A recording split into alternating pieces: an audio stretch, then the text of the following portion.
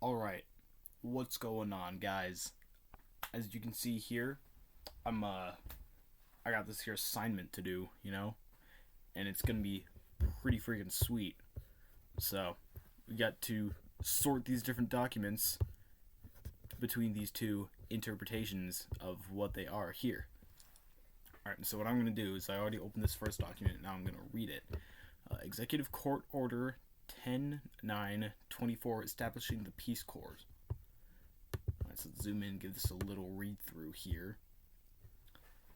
The authority vested in me by the Mutual Security Act of 1954-56, amended blah blah blah. President of the United States is hereby ordered as follows: establishment of the Peace Corps. Secretary of State shall establish agency, Department of State, which shall be known as the Peace Corps. Peace Corps is headed by a director. So far, this seems a little bit more like interpretation one to me. I mean, I don't know about you, but this is just my thinking on it as of the current moment where we're at. Sorry, I have something in my eye. Let's see, section number 2, functions of the Peace Corps. A. The Peace Corps shall be responsible for the training and service abroad of men and women of the United States in new programs of assistance to nations and areas of the world, and in conjunction with or in support of existing economic assistance programs of the United States and United Nations and other international organizations. Yeah, this is...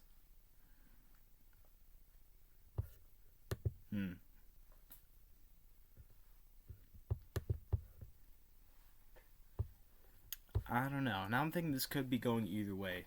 Because, yeah, it seems like they want to be, peaceful and stuff because the Peace Corps. But it does seem a little bit more like it's propaganda under the guise of building close relationships with those abroad, because it said something about training abroad. Secretary of State shall delegate or cause to be delegated to the Director of the Peace Corps such as functions under the Mutual Security Act of 1954 as amended, vested in the President and delegated to the Secretary or vested in the Secretary, and the Secretary shall deem necessary for the accomplishment of the purposes of the Peace Corps. I have no clue what any of that means. Financing the Peace Corps. Secretary of State shall provide the financing for the Peace Corps with funds available. I gotta zoom in again here. Funding something available to the Secretary for the performance of the functions under the Mutual Security Act of 1954 as amended. That just sounds like money problems. I don't know. I can't tell anything about that one right now. Addition to Executive Order number blah blah blah. This order shall not be deemed to supersede or derogate from any provision of Executive Order number blah blah blah blah blah of November 8th, 1980 as amended, and any delegation made by or pursuant to this order shall, unless otherwise specifically stated therein, be deemed to be in addition to any delegation made or pursuant to that order.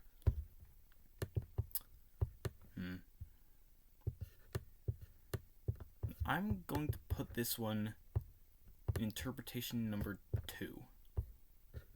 It does seem like they are trying to build a little bit of peace, but then again with the training abroad, that does seem more like their, Americanization a little bit. Okay, opening up document number 2 now. Memorandum on the exchange of visits with Russian astronauts. Russians have recently announced their manned space program and have given some publicity to the pilots selected. In the eyes of the rest of the world, it appears that Project Mercury is placed in a competitive position whether we like it or not. This, of course, sets us up for another barrage of unfavorable propaganda when and if the Russians sorry about that. When and if the Russians achieve spaceflight before we do. Certain action at this time may place us in a better position to gain information about their program and also take the propaganda initiative away from the Russians with regard to manned spaceflight.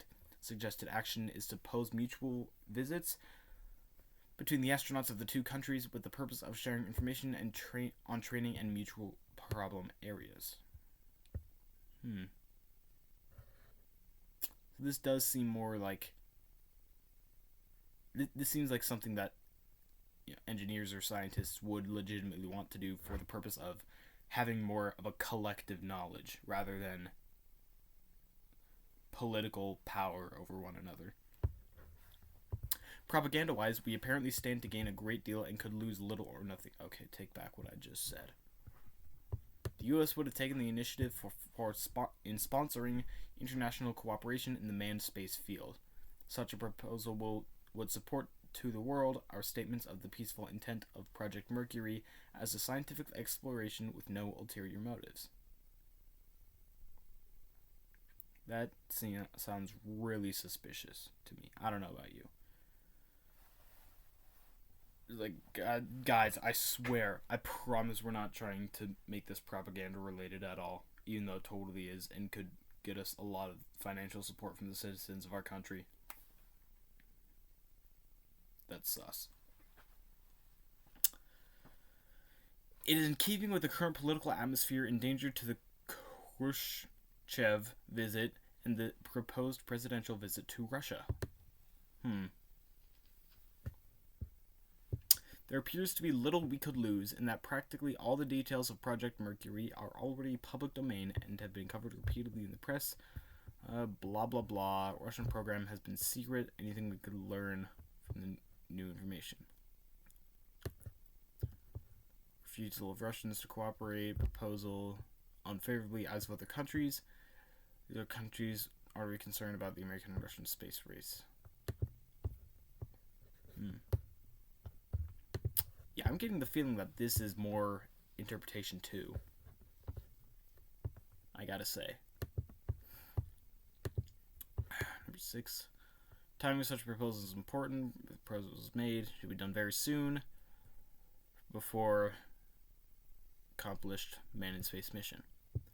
We'll wait till we make the first orbital flight and then propose an exchange. It would appear that we are rubbing it in a little.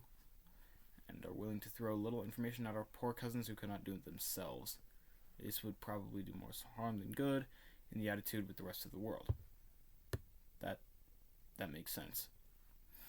If, on the other hand, we wait till the Russians have made the first orbital flight before we propose such an exchange, it would appear that we are trying to get information on how they did it, because we have not been able to do the same thing. It also does harm in the eyes of other countries. To summarize, we stand to gain information in an exchange of visits while giving a little information that is not already known. Propaganda value of such a proposal and visit should be very favorable for us if the proposal is made from the U.S. and before either country has made an orbital flight. Assess the value of such a proposal. Let's think of our reaction of other countries. The Russians make a proposal first. It appears we stand to gain by making the proposal first. We believe that there are many considerations involved in such a proposal. NASA, State Department, intelligence, and many other government sources are concerned must have vital inputs that will determine whether the proposal is not only feasible but advisable. The proposal is herewith submitted for consideration.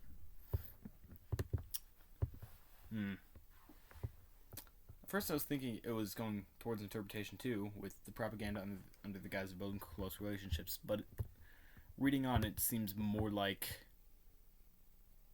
it was this first one where they want to share their information as well as gain information for, mutual scientific understanding, I guess. I don't know. Whatever. That's not important.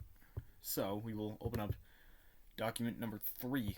National security action. That's a lot of words. I don't really care about reading all that. Okay. Vice President, something National Aeronautics Space Council. Secretary of Defense, Commerce, Administrator, blah, blah, blah, blah, people, blah, blah, blah, blah, blah. Highest national priority to the Apollo manned lunar landing program. In response to a recommendation by the National Aeronautics and Space Council, which approved a proposal by the Administrator, National Aeronautics and Space Agency, the President, under the authority granted by the Defense Production Act of 1950, today established the program, listed below as being in the highest national priority category for research and development and achieving operational capability. Apollo manned lunar landing program includes essential spacecraft, launch vehicles, and facilities.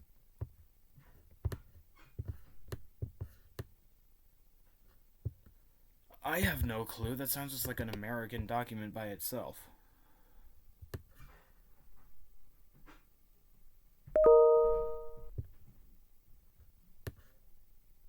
I'm going to put it right there.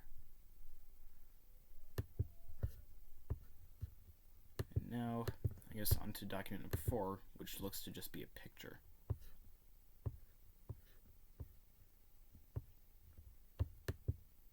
Picture wasn't loading for a second. Featuring this 1965 photograph of Roger Ratton, 24, a Peace Corps volunteer from Bay Village, Ohio. Students in Tanganyika. That sounds about right. And is now part of the nation of Tanzania, Africa. Established in 1961, Peace Corps produced and collected photographs that illustrated its history and mission of overseeing federal, international, volunteer, and related domestic volunteer programs. This looks like it could go right in the middle, I think. Because they are trying to build that peace, but also being a little bit like, hey, we Americans did this, you know?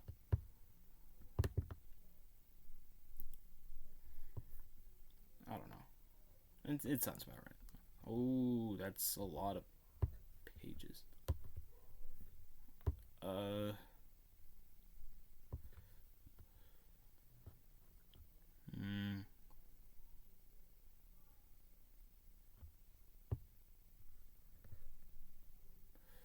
Blah, blah, blah, blah, blah. Says something about Geneva. Illusions about the nature of the USSR. Oath of office, first time dealing with Soviet news, and that was more realistic. Something started out months ago, 5 years ago, when it's strengthening our economy, showing national will, defenses and alliances.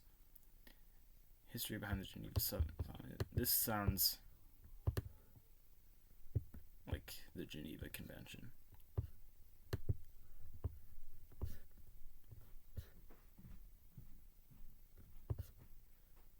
Yeah. We'll stick it there. I don't want to read the rest of that. Telegram from Foreign Minister Gabriel S. Valdez of Chile to Secretary of State William P. Rogers. Deeply impressed by the marvelous feat accomplished by the brave astronauts whom we know were linked by television, which transmission was possible through your department's good offices. I send your excellency my most sincere congratulations on the prodigious achievement of your great nation.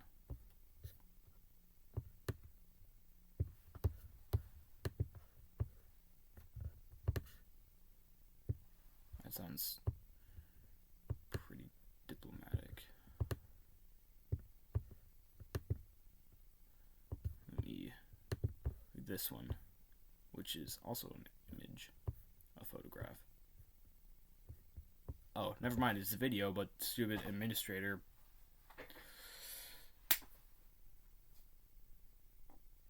I kinda hate the admin, honestly.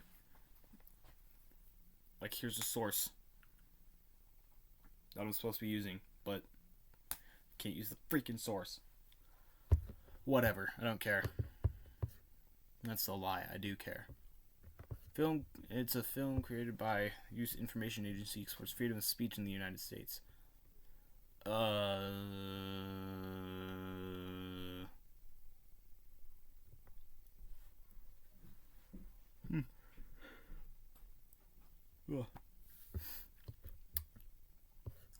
It does seem like American propaganda to say like America's so cool. Yeah. Good enough. Okay, so bang. That's the way I sorted it.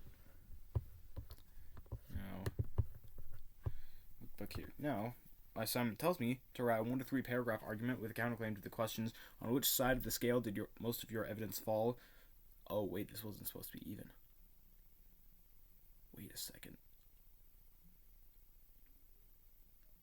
Whatever. Doesn't matter. Why did the scale tip the way it did? And do you think the activities of the Cold War cultural diplomacy constitute propaganda? Why or why not? Okay, so as you can see, my scale is not tipping either way. It is balanced because I, one, may have slightly misunderstood the assignment, and 2, I don't know, that's kind of what seems about right, you know? Why did the scale tip the way it did? Because that's the way I sorted it, I guess. I can't really think of much of a way to explain my thinking other than, you know, what I skimmed over, essentially. That kind of gave me mostly an idea, and then I put it into wherever I thought it would best fit. Do you think the activities of the Cold War and cultural diplomacy constitute propaganda? Why or why not?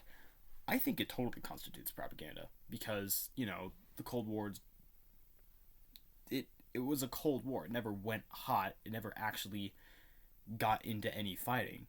And so basically it was the USSR and the United States just kind of clashing together, saying, I'm better than you. I could wreck you really hard if I wanted to.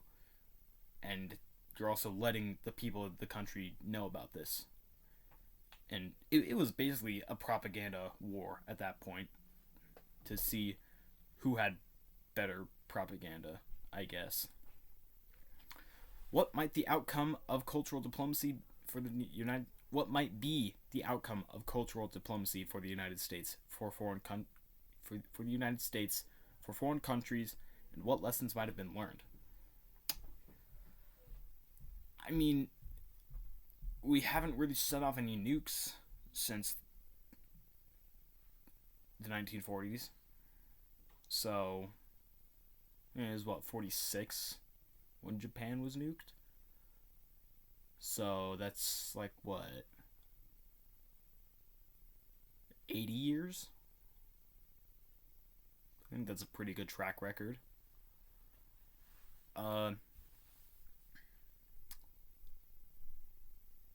So I get it worked out because we're peaceful enough as where we haven't blown other countries to bits, which is a good thing because I like pizza and Bluey and Harry Potter. What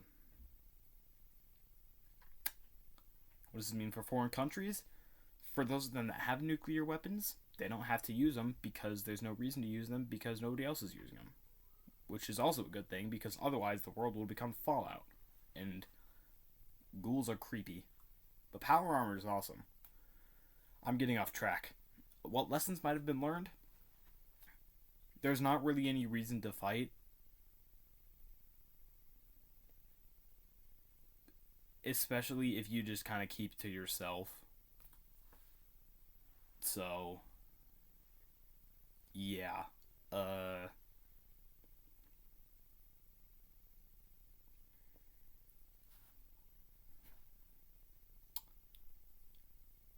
What else could have been learned? I hear you asking as I'm trying to sum something up to get a good grade on this assignment. That's a good question. If I could interview people that were a part of the whole Cold War thing for however long it went on, I don't even know. They probably know a lot more about it than I do. And I really didn't want to have to write an essay for this because that would have taken way too long and I probably would have fallen asleep multiple times while attempting to do so. This was a lot more fun though. Don't get me wrong. However, I understand if I don't get a good grade, which that would suck. However, I beg of you to allow me to pass this class because I need this. Anyhow,